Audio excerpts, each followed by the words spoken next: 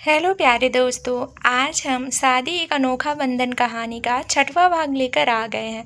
तो चलिए आज की कहानी को शुरू करते हैं।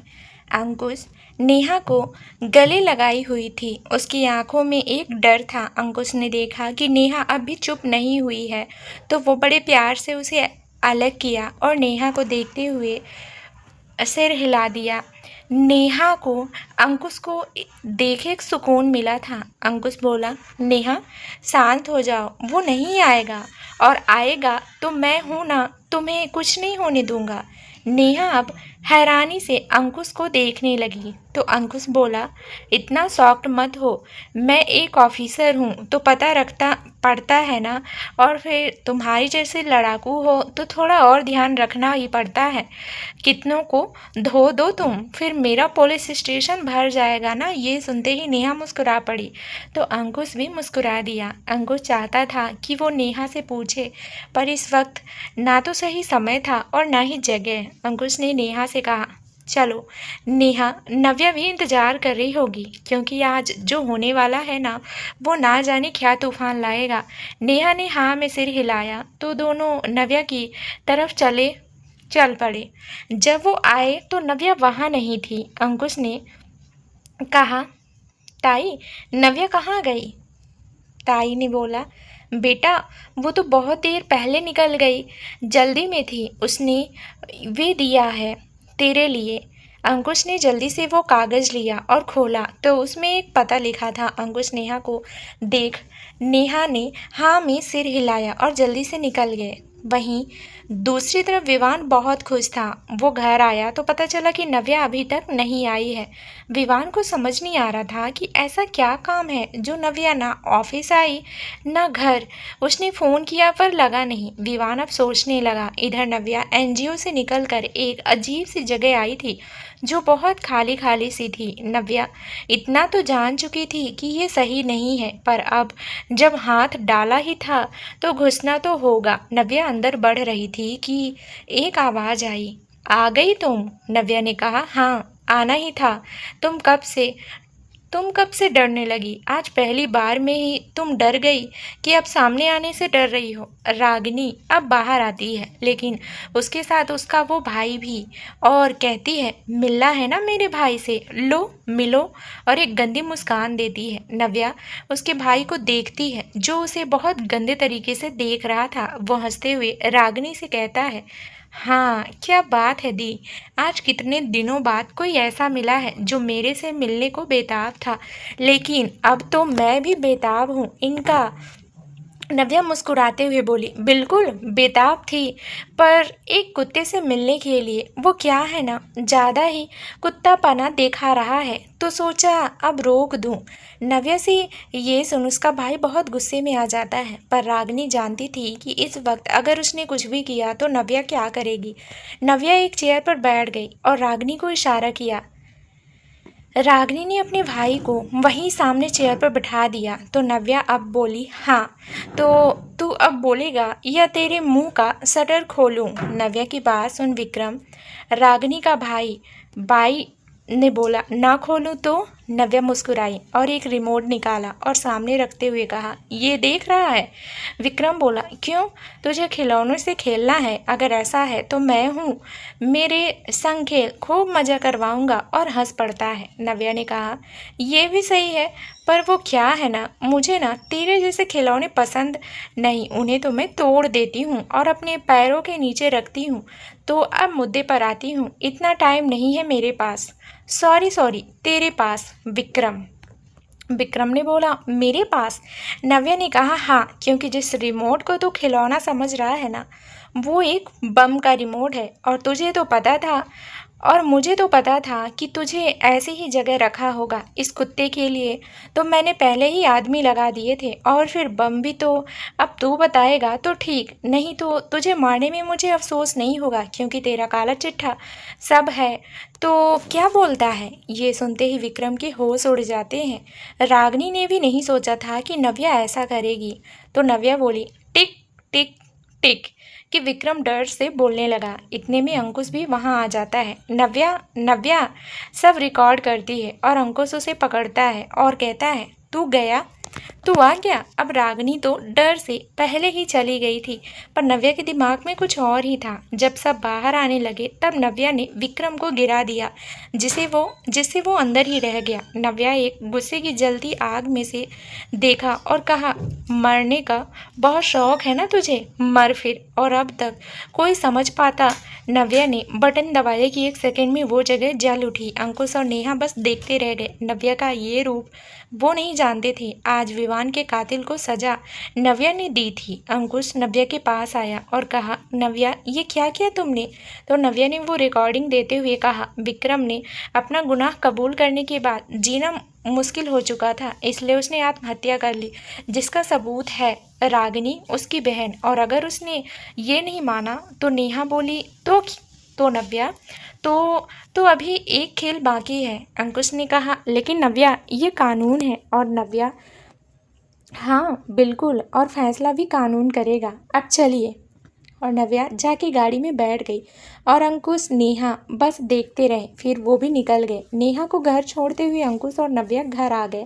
नव्या ने जो आज किया था वो उसके लिए आसान नहीं था। भले ही उसने उसे उसके कर्मों की सजा दी थी, पर आज पहली बार किसी को मारा था उसने। वो जब घर आई तो विवान तुरंत उठा और नव्या के पास आते हुए बोला, कहाँ थे तुम दोनों सुबह से? अंकुश, तेरा केस था समझ आया, लेकिन नव्या तुम कहाँ गई थी? ऑफिस नहीं आई? कोई बात नहीं, पर घर पर भी अब आ रही, क्या हुआ है? नव्या ने विवान को देखा और फिर ऊपर चुपचाप चली गई। विवान ने कहा, हुआ क्या इसे? क्या बात है अंकुश, हुआ क्या है? कहाँ गए थे तुम? अंकुश ने बस विवान को गले लगा लिया और कहा, कुछ नहीं, बस ऐसे ही, और चला गया। विवान को समझ नहीं आया, लेकिन वो चाहता था कि नव्या और अंकुश को थोड़ा आराम दे।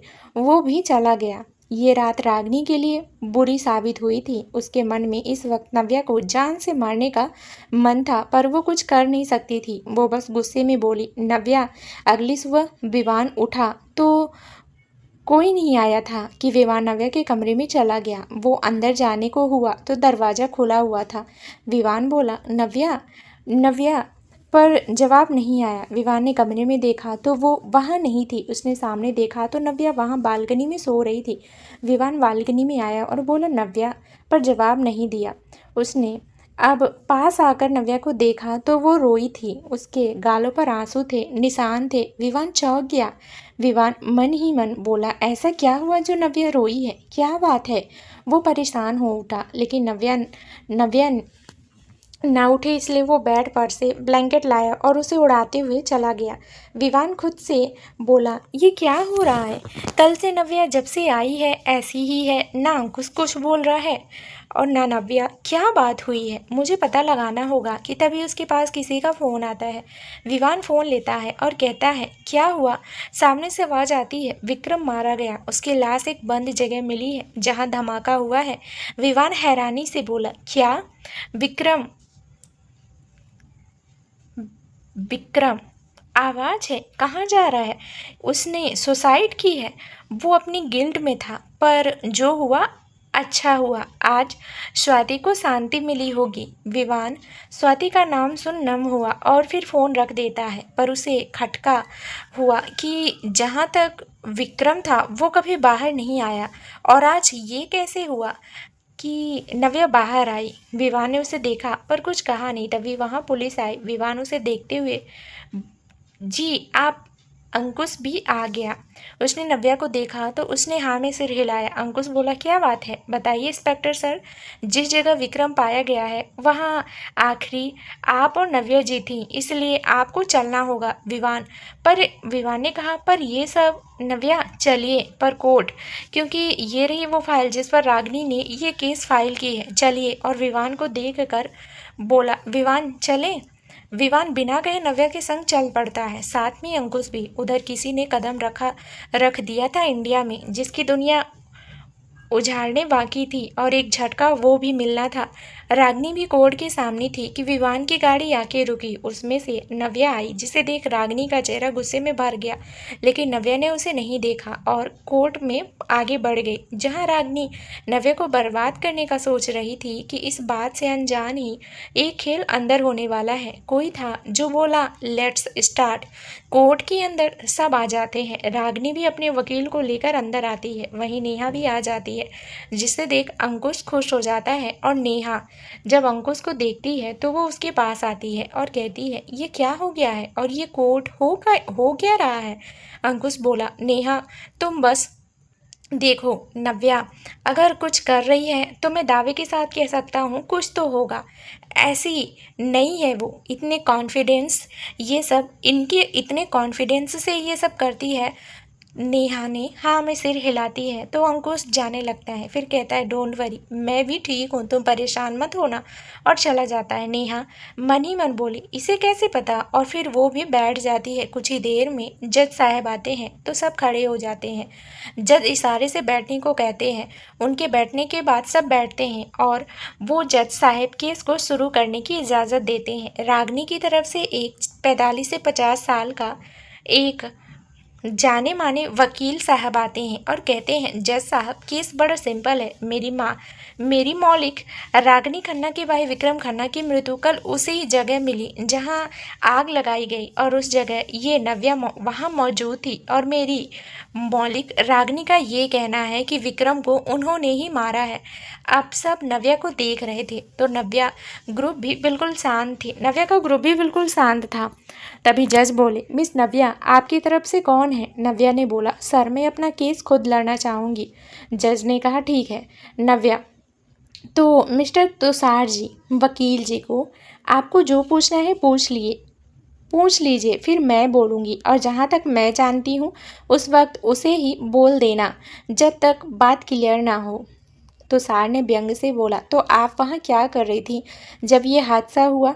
नव्या ने कहा, सर मैं वहाँ थी या बुलाई गई थी ये नहीं जानना आपको। यह सुन के तो सार चुप हो गया और रागनी को देखा जो इधर उधर देखने लगी। अब नव्या कटघरे से बाहर आई और कहा, सर आपके सवाल का जवाब मैं अपनी जवाब में देती हूँ, तो क्या बोलूँ मैं। जज बोले, नव्या थैंक्स सर। नव्या ने कहा, हाँ तो मिस्टर तुषार सर, आप कह रहे थे कि हम वहाँ क्या कर रहे थे, तो बताते हैं। नव्या सामने देखते हुए बोली, सर एक लड़की क्यों ऐसी जगह जाएगी, आप ही बताइए। या तो वो बुलाई गई हो या लाई गई हो, और मुझे वहाँ बुलाया गया था तो मुझे जाना पड़ा। तुषार ने कहा, क्यों जाना पड़ा आखिर, और किसने बुलाया आपको वहाँ, ये बता दीजिए नव्या जी। नव्या ने कहा, सर सुना तो कीजिए, मुझे यहाँ आपकी मौकिल रागनी जी ने बुलाया था, तो अब इनसे पूछिए कि क्यों बुलाया था। खैर मैं ही पूछ लेती हूँ। तो जज साहब, मैं रागनी को यहाँ बुलाने की इजाज़त चाहती हूँ। जज ने कहा, इजाज़त है। रागनी उठकर नव्या के पास से निकलकर कटघरे में आती है तो नव्या बोलती है, हाँ तो रागनी पहले तो आप बताइए कि आमतौर पर सब अपने भाई बहन के साथ ही रहते हैं, पर आपका भाई वहाँ क्या कर रहा था। तो सार ने कहा, ऑब्जेक्शन माय लॉर्ड, इस सवाल का इस केस से कोई ताल्लुक नहीं है। नव्या ने कहा, सर आपसे कहा था ना, मेरी बात पूरी होने दीजिए ना, और मैं जानती हूँ कि कोर्ट का समय मूल्यवान होता है, तो क्या अब मैं अपनी बात कह सकती हूँ जज। ऑब्जेक्शन ओवर रोल्ड, जज ने कहा। नव्या ने कहा, थैंक्स सर। तो मैं कह रही थी कि मिस रागनी, तो आपका भाई वहाँ क्यों था। रागनी ने कहा, क्योंकि वो काम से गया था, उसे कुछ काम था वहाँ, इसलिए वो उसकी जगह थी, वो अक्सर वहीं रहता था। नव्या ने कहा, अच्छा, लेकिन जहाँ तक मुझे पता चला है विक्रम तो एक मुजरिम था और 15 साल से वो गायब था, तो अचानक उसका प्यार जाग गया अपनी बहन के लिए। रागनी, क्या बकवास है ये, मेरा भाई मुजरिम क्यों होता, तुम क्या बोल रही हो। नव्या ने कहा, ऐसा है तो ठीक है, मैं नहीं सबूत बोलता है। नव्या ने कहा, जज सर मैं डीएसपी अंकुश राय को बुलाना चाहती हूँ। जज ने बोला, जी। अंकुश आता है। नव्या वो एक फ़ोन लेती है और कहती है, सर इस फ़ोन से ही सच साबित हो जाएगा कि वहाँ इनका भाई क्या कर रहा था। और वो फ़ोन जज को देती है। जज उसे खोलते हैं तो वो रिकॉर्डिंग स्टार्ट हो जाती है जिसमें जिसमें विक्रम अपने गुनाह कबूल कर रहा था, सब देख रहे थे। रागिनी की होश उड़ गए थे कि नव्या ने वो रिकॉर्डिंग की कब। नव्या, हाँ, नव्या ने कहा, हाँ, तो ये साबित होता है कि आपका भाई एक मुजरिम था और इसलिए वो अलग रह रहा था। तुषार मान लिया कि विक्रम एक मुजरिम था, लेकिन तुषार ने कहा, मान लिया कि विक्रम एक मुजरिम था, लेकिन आपका इसे क्या लेना? और रागिनी आपको वहाँ क्यों बुलाएगी? और अगर आप आई भी तो अकेले क्यों गई?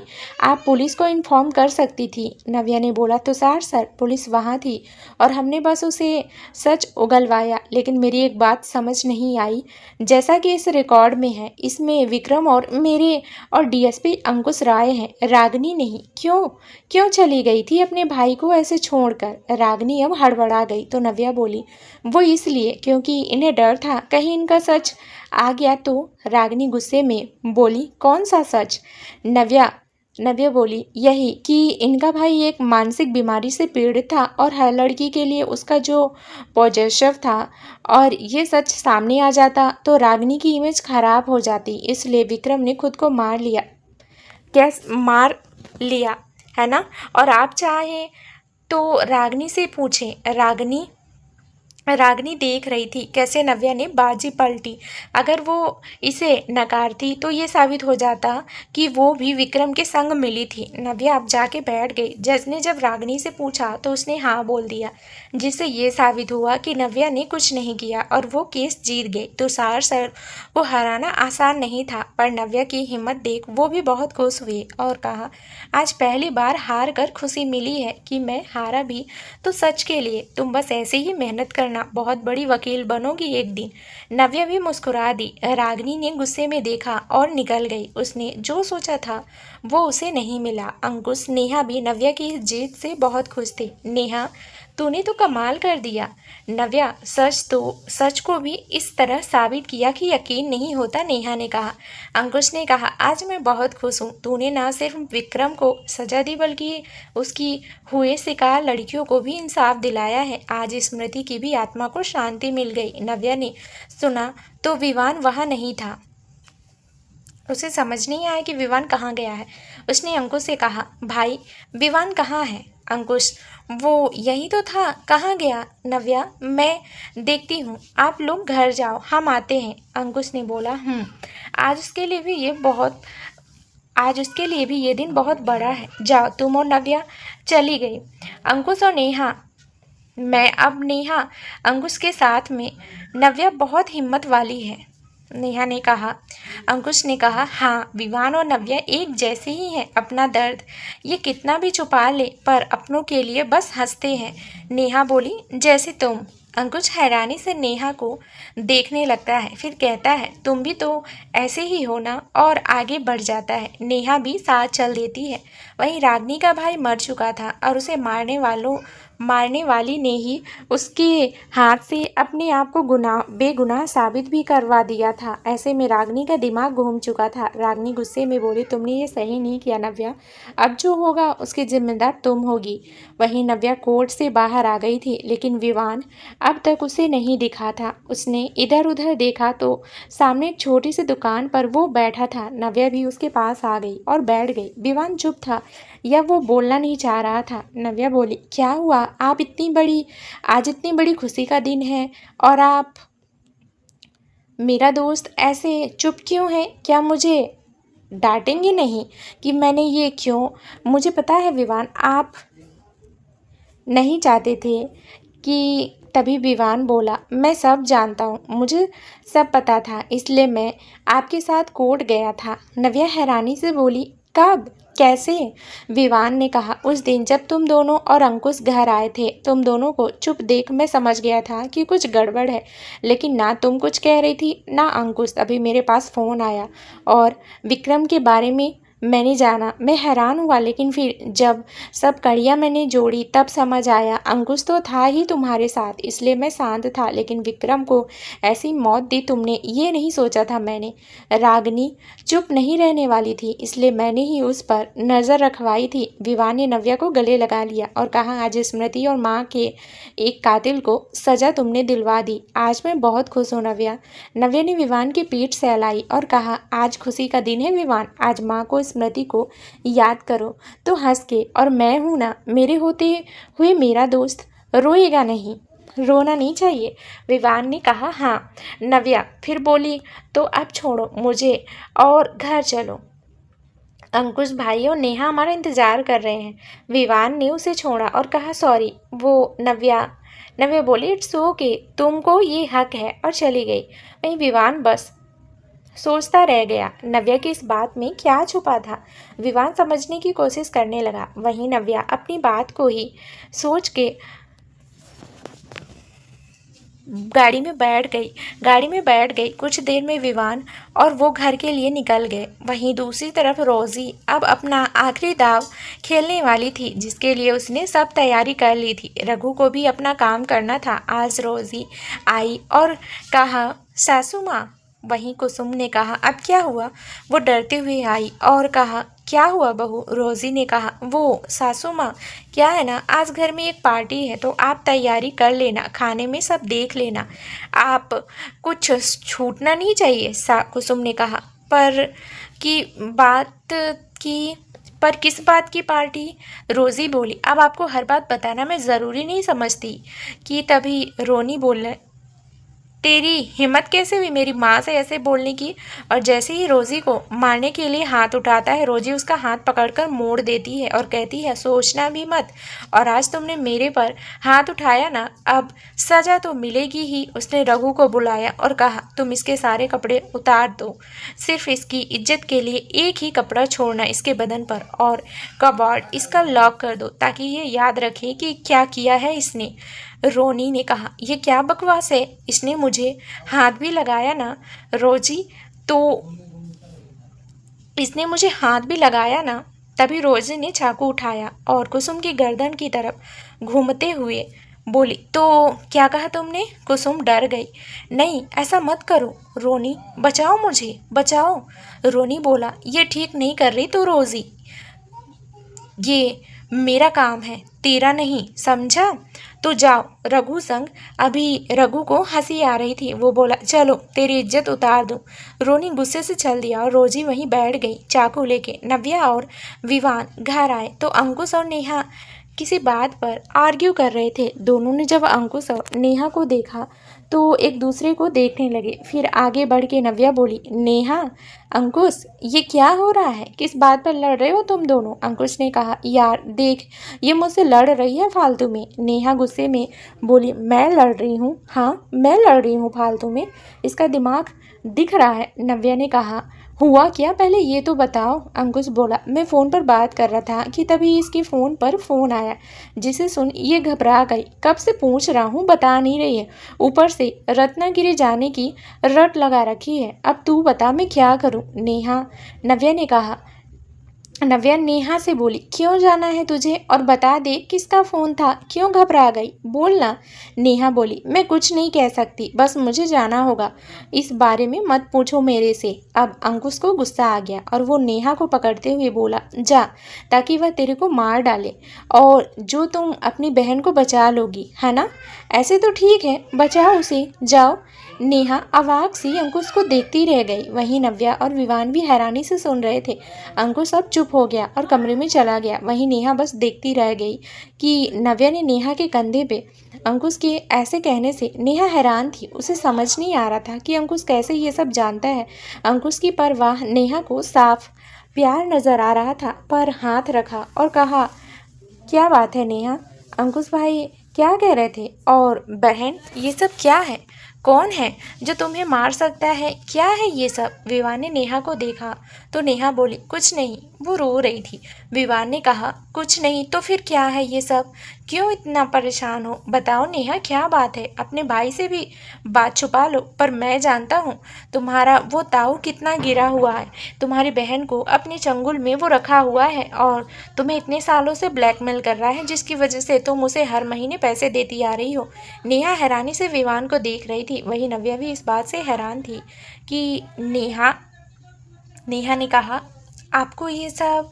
तभी विवान बात काटते हुए बोला, बस जानता हूँ, तुम्हें जानना है ना, तो तैयारी करो, कल जाओगी तुम, और साथ में अपनी बहन को भी आज़ाद करवाओगी। होगा सामने, जो होगा सामने होगा, नेहा को ये सुनते ही समझ नहीं आ रहा था कि क्या क्या हो रहा है ये सब। तो विवान ने उसे गले से लगा लिया और कहा, मेरी बहन इतनी कमज़ोर नहीं है, जानता हूँ मैं स्मृति को खो चुका हूँ, बस तुम्हें नहीं खोना चाहता। नेहा, मेरे लिए हमेशा तुम मेरी बहन ही रही हो और ये सब मैं जानता हूँ, ये भी बताऊँगा कैसे, लेकिन इतना सच तो ये है कि मैं सिर्फ किया है, पर मुझे बताने वाला कोई और था। हर वक्त तुम्हारी सेफ्टी रखी उसने। तो अब तुम भी समझो, कल जाने की तैयारी हो चुकी है, बस सुबह निकलना है, अब जाओ आराम करो। नेहा ने हाँ में सिर हिलाया और जाने लगी कि फिर रुक कर बोली, भाई। यह शब्द सुनते ही विवान की आंख भर आई, लेकिन वो छुपाते हुए बोला, हाँ। नेहा ने कहा, थैंक्स मेरे लिए।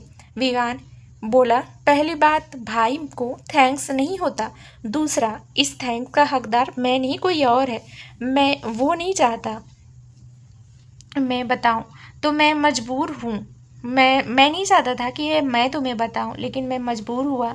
तो बस अब तुम ये खुशी मनाओ कि जल्द ही मेरे पास 2 प्यारी बहनें होंगी, एक तुम और दूसरी छुटकी मेरी बहन ही है वो भी। नेहा मुस्कुरा दी और अंकुश के पास चली गई। अब उसे मनाना भी तो था ना। इधर नव्या विवान को घूर रही थी। जब विवान ने देखा तो बोला, लो फिर गया मैं, और रुक कर चल दिया मेरे साथ। बोला, चलो मेरे साथ बताता हूँ। नव्या ने कहा, हाँ बताना तो होगा ही, और हाथ पकड़ के नव्या को कमरे की ओर लेकर बढ़ गया। वहीं दूसरी तरफ दीपक का दिमाग हिल चुका था। ना तो उसे घर में सुकून था, ना ऑफिस में। जमीन के लिए वो इतना कर रहा था, वो अब तक उसने देखा ही नहीं। और हर दिन किसी न किसी काम की वजह से वो देख भी नहीं सकता था। किसी से पूछता तो विवान के ऑर्डर थे कि उसे नॉर्मल ट्रीट किया जाए, तो कोई कुछ ना कहता। इन सब में उसका 1 महीना निकल चुका था, और आज ही रोजी ने जो पार्टी रखी थी, दीपक गुस्से में था। तो आज शराब पीकर जब वो घर आया और दरवाज़ा खोला, और जब अंदर आया तो हैरान रह गया। वहाँ सब उसके बड़े बड़े लोग थे जिसके साथ दीपक काम करता था। जिस हालत में वो था, उस हालत में सब उसे देख चौंक गए कि रोज़ी बोली, डोंट वरी एवरीवन। वो क्या है ना, मेरे हस्बैंड आज बहुत खुश थे कि आप सब आ रहे हैं, तो इसलिए थोड़ी सी पी ली है। It's okay darling. रोज़ी ने दीपक को पकड़ने का नाटक किया, पर पकड़ा नहीं, जिसे वो सीधे गिर पड़ा। ये देख रोज़ी नाटक करते हुए बोली, अरे इतना खुश हो गए मेरे प्यारे हस्बैंड कि बीवी के पैर में गिरे। नो, इट्स नॉट गुड, चलिए उठिए। और दीपक को उठाती है। दीपक गुस्से में देखता है तो रोज़ी धीरे से उसके पास आकर कहती है, उठ जाओ हस्बैंड, ये तो बस शुरुआत है। अगर नहीं चाहते कि मैं ये नया कुछ करूं। दीपक सबको देखता है, जो उसे देख रहे हैं। वो उठ जाता है कि रोजी कहती है, जाओ हस्बैंड, ठीक होकर आओ और सही से आना। दीपक कुछ नहीं बोलता और चला जाता है। कुछ देर में वो नीचे आता है। पार्टी सही रहती है, दीपक कुछ कर नहीं सकता था। वहीं सर्वे कर रही थी कुसुम, जिसे देख दीपक का दिमाग खराब हो गया था। किसी ने उसे देखा तो रोजी से बोली, ये कौन है? रोजी कुसुम को दिखाती है, फिर कहती है, ये है इस घर की नौकरानी।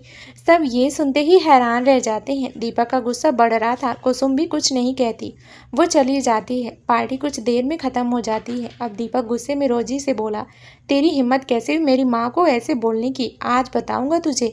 और रोजी का हाथ पकड़ा और ले जाने लगा। रघु को बहुत गुस्सा आया। वो आगे आने लगा तो रोजी ने ना में सिर हिला दिया।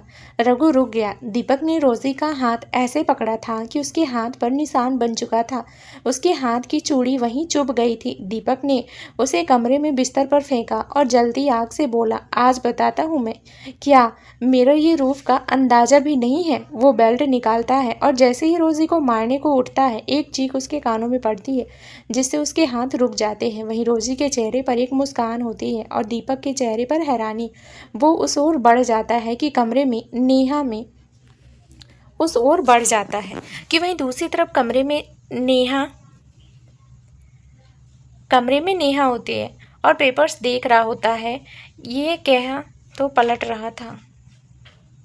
अरे यार, ये उल्टा उल्टा क्या है कर।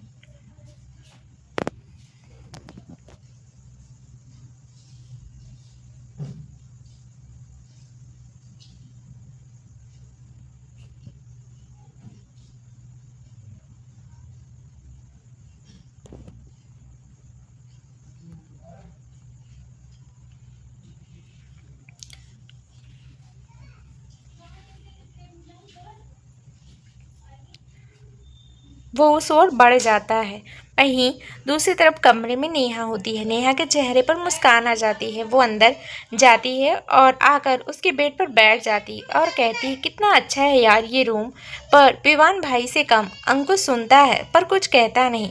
फिर भी उसकी चैन देखने लगती है पर अंकुश तब भी नहीं सुनता। नेहा शोर करती है पर अंकुश ध्यान नहीं दे रहा होता है।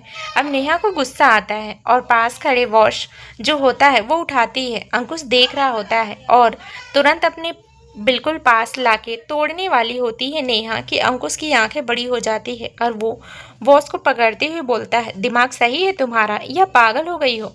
अगर ये लग जाता तो क्या कर रही हो? प्रॉब्लम क्या है? जो कहा वो करना नहीं है।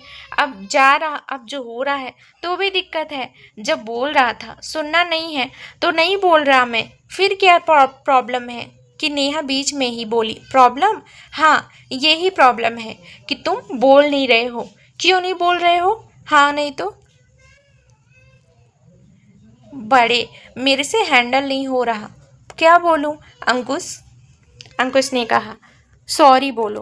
पर सॉरी कुछ भी बोलो पर बात करो, क्योंकि मैं तुमसे। तभी वो एकदम से चुप हो जाती है तो अंकुश बस देखता रहता है और फिर उठ कर जाता है। तो नेहा को लगता है वो नहीं सुनेगा, उसकी आंखें नम हो जाती है। तो अंकुश आवाज़ लगाता है, ओए टेडी। नेहा के चेहरे पर मुस्कान आ जाती है। वो देखती है तो अंकुश उसे पानी पीने को कहता है। नेहा बोली, मेरा कमरा जो पानी पीती है। नेहा पानी पीती है, फिर कुशलता से कहती है, टेडी मैं पहले इसे सही करो, नहीं तो वो किसी और को धोनी को कर देगा। और आने लगती है तो अंकुश उसे पकड़कर अपनी ओर खींचता है। वो बिल्कुल उसके करीब आ जाती है। नेहा की धड़कनें तेज हो जाती है तो अंकुश कहता है, बिगाड़ा तुमने तो तुम ही करोगी। दूसरा, मेरी वैसे कोई हाथ नहीं। लगता है इस कमरे की हर चीज़ में ही मैं ही करता हूँ। मेरे कमरे में कोई चीज़ हाथ लगाता है तो मुझे पसंद नहीं है नेहा।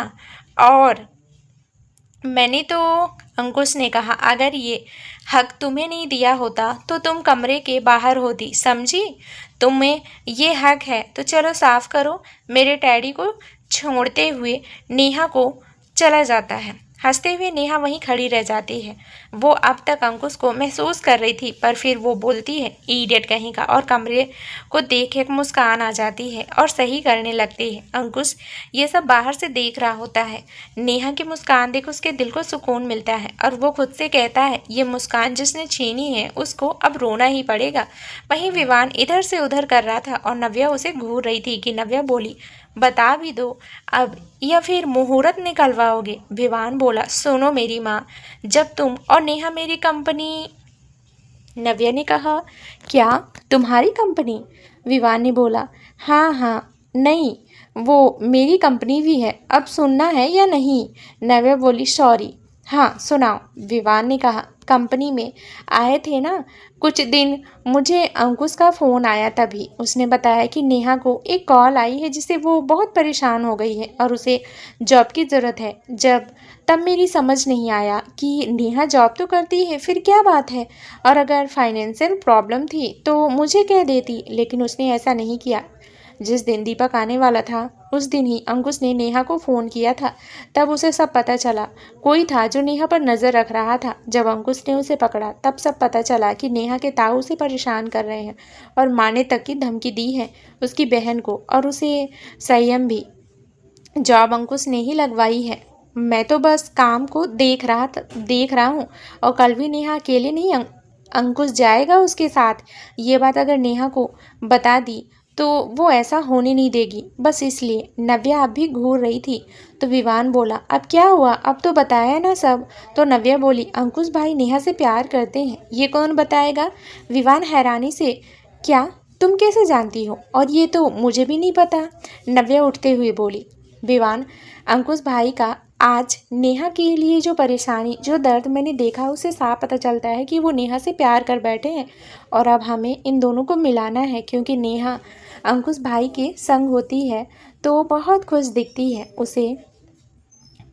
और वो सब विवान को बताती है जो उसने संयम में देखा था। नव्या बताने आई तो अंकुश को, लेकिन जब उसने नेहा और अंकुश को देखा तो चली गई।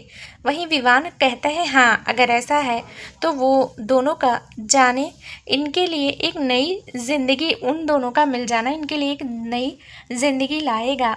वहीं नव्या ने कहा हाँ, किसी को तो प्यार मिलेगा। वो खामोश हो गई। विवान समझ गया, फिर बोला अच्छा ये सब छोड़ो, मेरी चाय लेकर आओ। मैं चाय नहीं दी तुमने आज, क्यों? नव्या चली गई।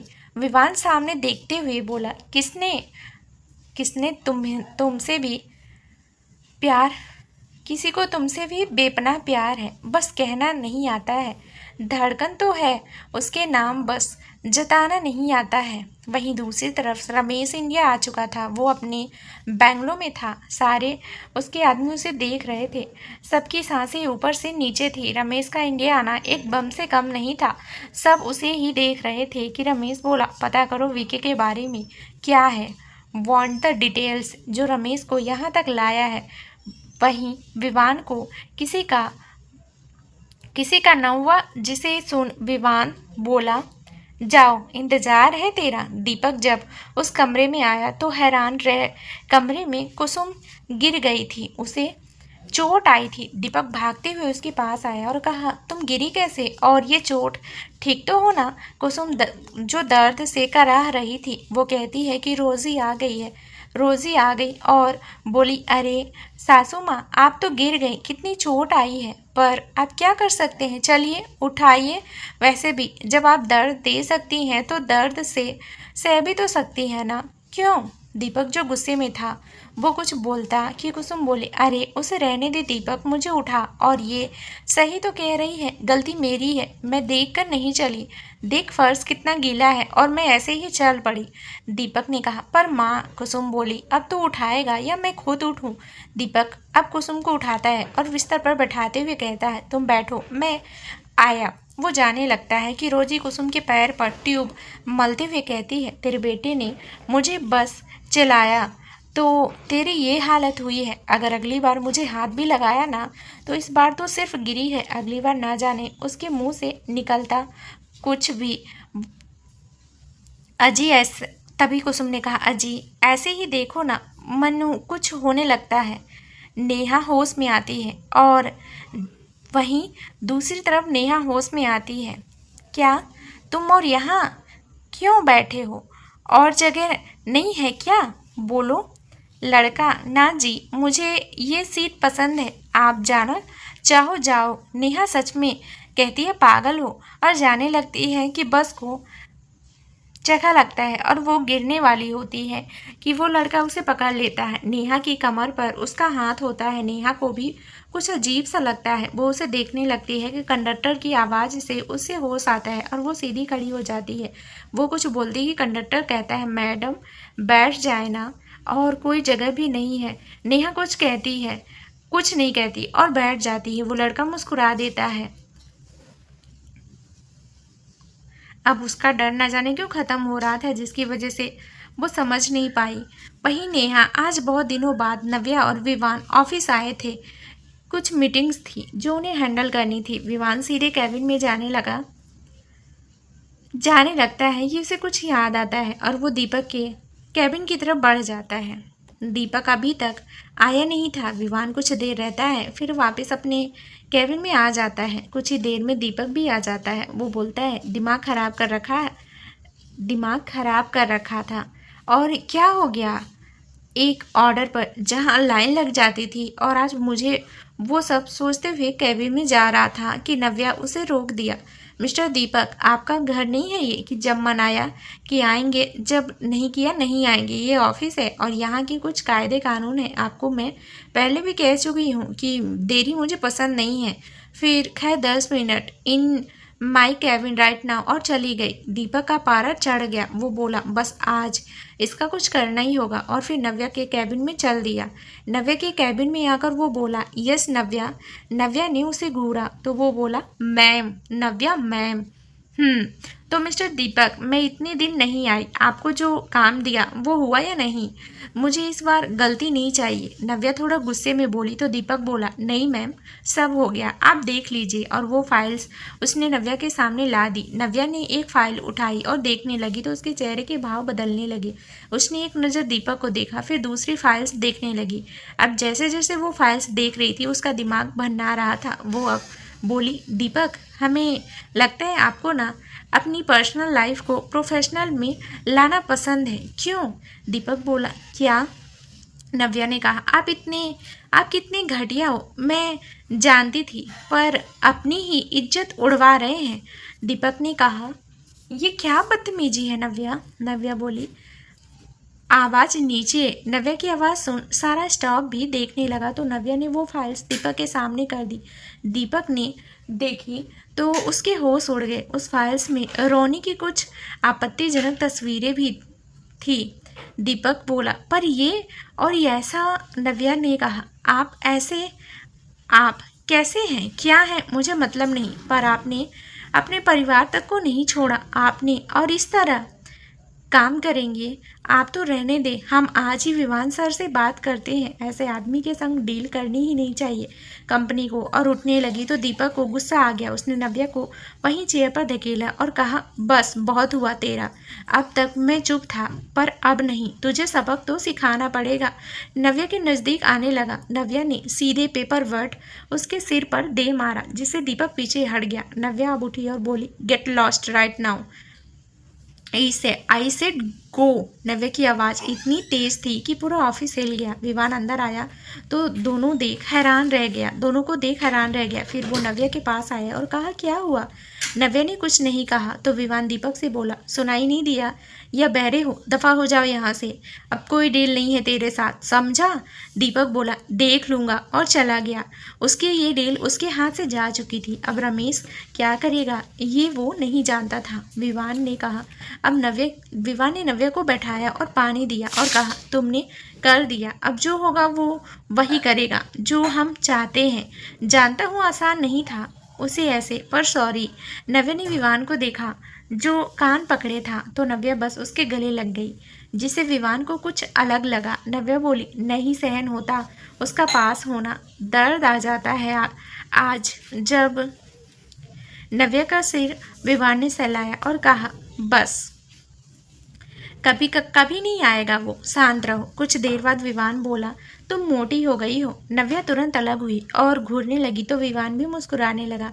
वहीं दीपक की इस तरह से निकल जाने के बाद सब उसकी इंसल्ट करने लगे थे। जिस ज़मीन को वो खरीदने वाला था उसे देखने को भी नहीं मिली थी और वो डील भी उसके हाथ से जा चुकी थी। अब उसे अगर डर सता रहा था तो बस ये कि वो रमेश का कैसे सामना करेगा। वो नव्या को बर्बाद करने की सोच रहा था और कहा नव्या ने ही उसे बर्बाद कर दिया था। वहीं रोज़ी का उसे समझ नहीं आ रहा था कि तभी उसके पास किसी का फ़ोन आता है। दीपक फ़ोन देखता है तो अननोन होता है, वैसे ही होता है। जैसे ही उठाता है सामने से आवाज़ आती है, अगर नव्या और विवान की बर्बादी चाहते हो तो मुझे मिलो, आकर इस पते पर। दीपक हैरान रह जाता है, पहले उसे समझ नहीं आता पर फिर वो उस पते की ओर चल देता है। नव्या अब ठीक थी, विवान ने उसका मूड सही कर दिया था, लेकिन वो इतना जानता था कि नव्या जितना शांत होने की कोशिश कर रही है नहीं उसे। तभी उसके दिमाग में एक आइडिया आया और उसने किसी को कुछ समझाया और फिर फ़ोन रखते हुए नव्या के कैबिन की ओर देखता है, फिर हल्का सा मुस्कुरा देता है। पूरे रास्ते नेहा उस लड़के से तंग हो चुकी थी। वो इतना बोल रहा था कि नेहा का मन था कि उसका गला दबा दे, पर बेचारी क्या करती। कुछ ही देर में बस के कंडक्टर बोला, रत्नागिरी। ये नाम सुनते ही नेहा का मन एक बार फिर डर से घबरा गया, लेकिन उसने खुद को संभाला और नीचे उतर गई। बस चली गई। काश तुम होते अंकुश। नेहा ने आंखें बंद की और कहा कि उसे एक आवाज़ आई, मैं यही हूँ टैडी। नेहा ने आंखें खोली तो सामने कोई नहीं था। नेहा ने इधर उधर देखा तो वो लड़का सामने अंगड़ाई ले रहा था। नेहा उसे देख चिढ़ गई और मन ही मन बोली, इसे भी यहीं आना था। कि वो लड़का नेहा के पास आया और कहा, जी यहीं आना है, क्योंकि यहाँ ना मेरा बहुत ही बड़ा काम है, तो आना ही होगा। वैसे तुझसे इत्थे? नेहा ने कहा, तुमसे मतलब? मेरा गांव है, मैं कुछ भी करूं। वो लड़का बोला, आपका गांव? वदिया जी तो तुस्सी मनु ये पता बता दो। अन्नू, जो पता होगा। नेहा ने वो कागज देखा तो उसकी आंखें बड़ी हो गई और कहा, तुम्हें यहाँ क्यों जाना है? लड़का, तुम्हें क्यों बताऊं, बस पता बताओ ना। नेहा बोली, ये मेरा घर है, चली? और बढ़ गई आगे। वो लड़का भी उसके पीछे चल दिया। शाम हो चुकी थी। वहीं दूसरी ओर विवान नव्या के कैबिन में आया और कहा, चलो मेरे साथ। नव्या ने कहा, कहाँ? विवान बोला, अरे चलो ना, सब पता चल जाएगा, चलो अब। उसने नव्या का हाथ पकड़ा और गाड़ी में बैठाकर निकल गया। नव्या को समझ नहीं आया। कुछ ही देर में दोनों एक जगह आए तो नव्या बोली, यहाँ क्या है? विवान ने गाड़ी से उतारा और सामने खड़ा कर दिया। नव्या ने सामने देखा तो उसकी आंखें चमक उठी। तो क्या होगा आगे इस नई कहानी में, ये जानने के लिए इस कहानी का अगला भाग जरूर सुनिए, जो बहुत ही जल्द इस चैनल पर प्रसारित कर दिया जाएगा। धन्यवाद दोस्तों।